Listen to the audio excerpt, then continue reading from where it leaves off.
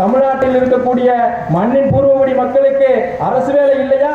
டிஎன்பிஎஸ்சியிலே போன எடப்பாடி பழனிசாமி அவர்களின் அரசாங்கம் இந்த டிஎன்பிஎஸ்சியினுடைய தேர்வுகளை எழுதுவதற்கு தமிழ் கட்டாயம் அல்ல. மாறாக மாநிலத்தின் எந்த பகுதி, இந்திய தேசத்தின் எந்த பகுதியிலிருந்து வேண்டுமானால் டிஎன்பிஎஸ்சி தேர்வுகளை எழுதி அவர்கள் போஸ்டிங்கு அதிகாரிகளாக செல்ல முடியும். அப்படி அதிகாரிகளாக செல்பவர்களுக்கு ஒரே ஒரு சின்ன விஷயம்தான், 6 மாதத்திற்குள்ளே அவர்களை தமிழ் எழுத பேச கற்றுக்கொண்டு இருந்தால் மட்டுமே போதும், அவர்களும் டிஎன்பிஎஸ்சி போட்டித் தேர்வுகளை எழுதலாம் என்கிற ஒரு சட்டத்தை போன அதிமுக அரசாங்கம் சட்டமன்றத்தில் நிறைவேற்றியது. அதை இந்த சட்டமன்றத்திலே போய் முத்தமிழன் டி வேல்முருகன், பாரத ஜோதி டி வேல்முருகன் அவர்கள் சிங்கம் போல உள்ளே நின்று கர்ஜித்தார்.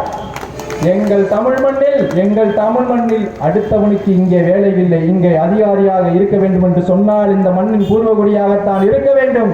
மத்திய அரசின் பதவிகளிலே 90% தமிழருக்கு தான் வேலை, மாநில அரசுகளின் பதவிகளிலே 100% நாங்கள் தான் இருப்போம் என்று சட்டமன்றத்திலே கர்ஜித்த ஒரே தலைவன் எங்கள் தலைவன் வேல்முருகன். நாங்கள் எப்பேற்பட்ட தலைவனை பெற்று